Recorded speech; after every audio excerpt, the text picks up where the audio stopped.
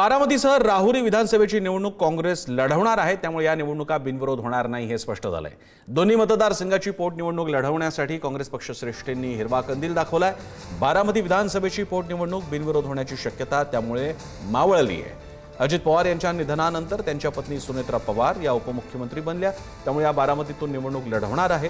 ही निवडणूक बिनविरोध करण्यासाठी महायुतीच्या नेत्यांचे प्रयत्न सुरू होते, त्यासाठी महाविकास आघाडीतील शरद पवार गटाचा पाठिंबा आहे। मात्र काँग्रेसनं बारामती आणि राहुरी या दोन्ही जागा लढवण्याचं ठरवलंय। त्याकरता पक्षश्रेष्ठींनी परवानगी दिली आहे। राहुरी पोटनिवडणुकीत प्राजक्त तनपुरे यांना अपक्ष म्हणून रिंगणात उतरवण्याचं ठरतंय। एकूणच बारामती आणि राहुरी या दोन्ही पोटनिवडणुका आता बिनविरोध होणार नाहीत हे स्पष्ट होतंय।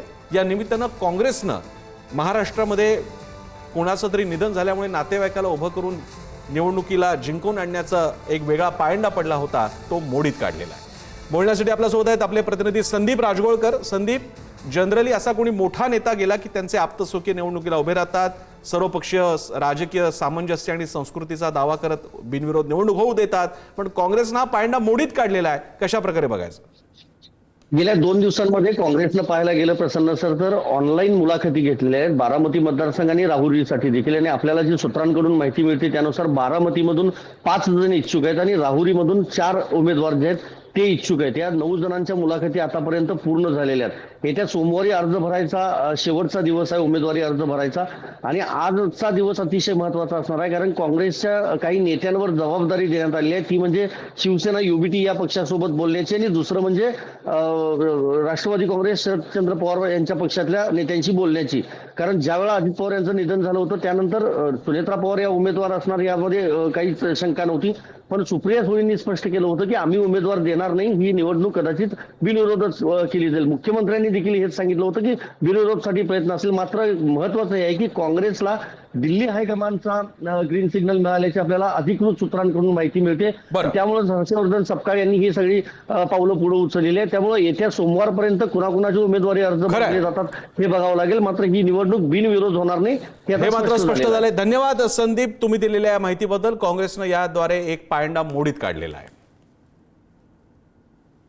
का लोकशाहीमध्ये कोणाचाही अधिकार आहे, कोण पण एका निवडणुकीसाठी उभं राहू शकतं। बारामतीकरांची इच्छा आहे, त्याच्यात कुठलाही मोठा प्रमुख पक्ष नाहीये। भाजप असेल, काँग्रेस असेल, असं कुठलाही जरा मोठा राष्ट्रीय पक्ष नाहीये, सगळे अपक्ष उमेदवार आहेत।